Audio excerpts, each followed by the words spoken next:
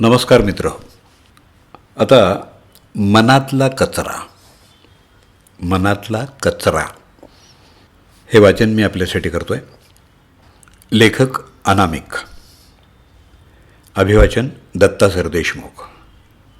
ऐकूया मनातला कचरा.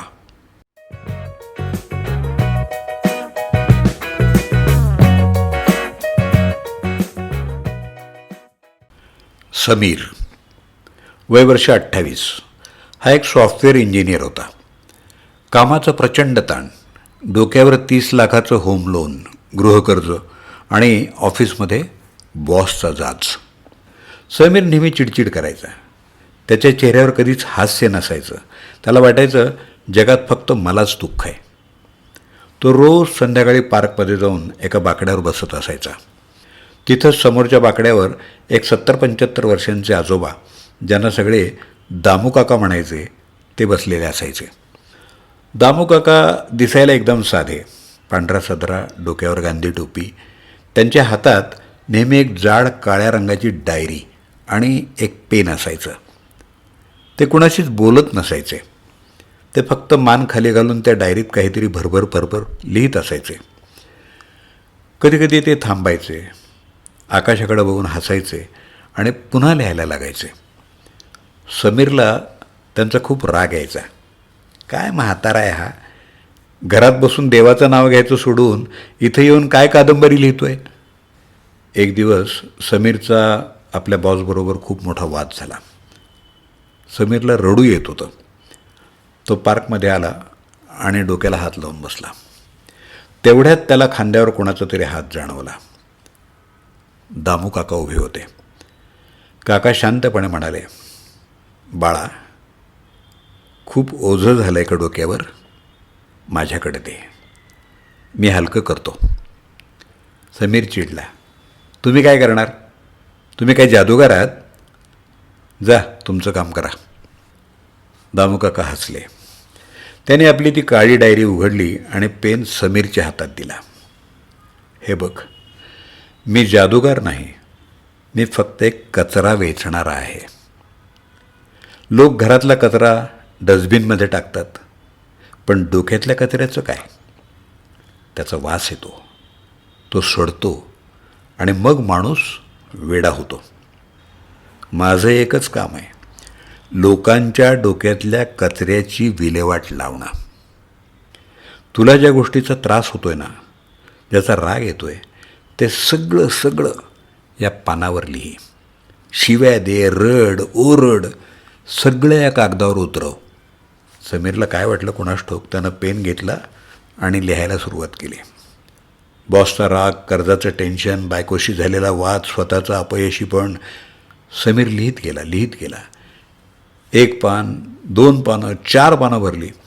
लिहिता लिहिता समीरच्या डोळ्यातून पाणी येत होतं. त्याचा हात थरथरत होता. पण जसं तो लिहित होता तसं त्याच्या छातीवरचं ओझं कमी होत होतं. त्याला वाटलं जणू कोणीतरी त्याच्या मनातला विषारी वायू काढून घेतला आहे. लिहून झाल्यावर त्यानं काकांकडं बघितलं. काकानं ती 4 पानं डायरीतून फाडली. समीरला वाटलं ते वाचतील, पण काकांनी खिशातून एक लायटर काढला आणि समीरच्या डोळ्या देखत ती लिहिलेली 4च्या 4 पानं त्यांनी जळून टाकली. समीर ओरडला, अहो काय काका, हे काय करत आहे? मी इतकं महत्त्वाचं लिहिलं होतं त्याच्यात. काका हसले आणि म्हणाले, बाळा, ते महत्त्वाचं नव्हतं, तो कचरा होता. एकदा कचरा घराबाहेर काढला की आपण तो जपून ठेवतो का? नाही ना. मग मनातल्या वेदना कागदावर का जपून ठेवायच्या? तू लिहिलंस, तुझं मन रिकामं झालं आणि मी जाळलं. म्हणजे त्या समस्या आता अस्तित्वातच नाहीत. आता तू मोकळा आहेस, नवीन सुरुवात कर. समीरला त्या दिवशी खूप शांत झोप लागली. त्यानंतर समीर रोज काकांकडे जायचा, काही ना काही लिहायचा आणि काका ते पान जाळून टाकायचे. समीरच नाही तर पार्कमधले अनेक लोक आता काकांच्याकडं आपला मानसिक कचरा टाकायला येत होते.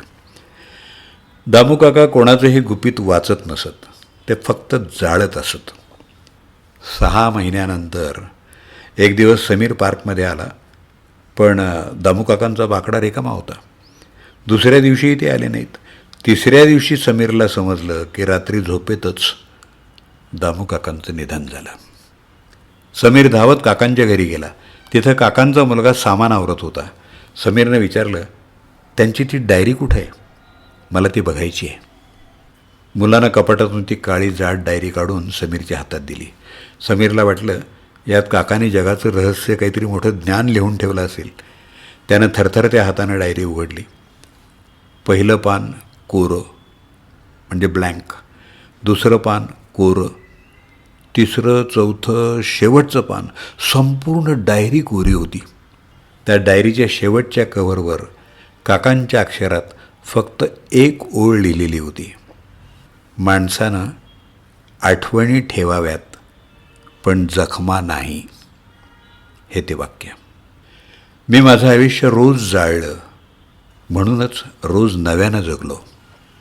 समीरला समजलं की काका रोज संध्याकाळी डायरीत काय लिहित होते. ते काहीच लिहित नव्हते. ते फक्त दिवसभराच्या कटू आठवणी कागदावर उतरवून त्या जाळून टाकत होते. त्यांनी कधीच दुःख साठवून ठेवलं नाही, म्हणून ते 75व्या वर्षीसुद्धा अल्लड मुलासारखं हसत होते.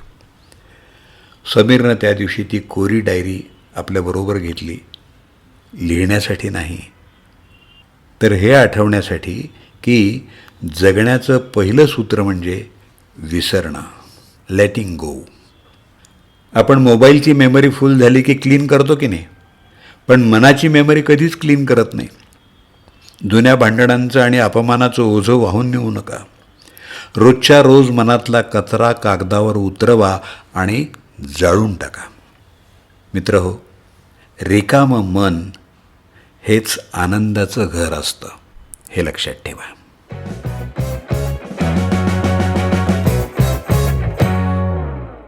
मनातला कचरा या छोट्याशा लेखाचं वाचन आपण ऐकलं. लेखक अनामिक, अभिवाचन दत्ता सरदेशमुख. आपल्या प्रतिक्रिया आणि अभिप्राय आपण माझ्या व्हॉट्सअप नंबरवर जरूर कळवा. माझा नंबर आहे 8329730186.